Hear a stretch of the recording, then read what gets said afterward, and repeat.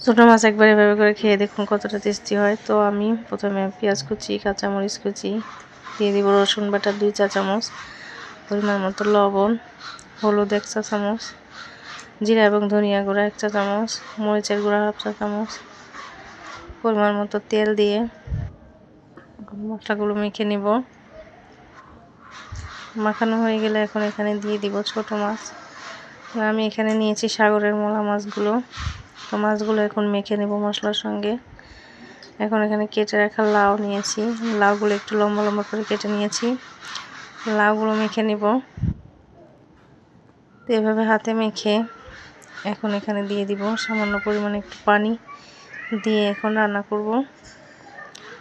তো এখন একটু নেড়ে চেড়ে দিব।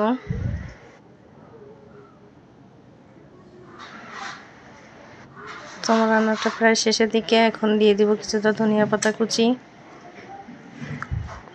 দিয়ে আরও কিছুক্ষণ রান্না করে নামিয়ে নিব। তো এভাবে ছোটো মাছ একবার হলেও ট্রাই করে দেখবেন, খুবই টেস্টি হয়। আমার ভিডিওটা ভালো লাগলে লাইক, কমেন্ট এবং শেয়ার করে দেবেন।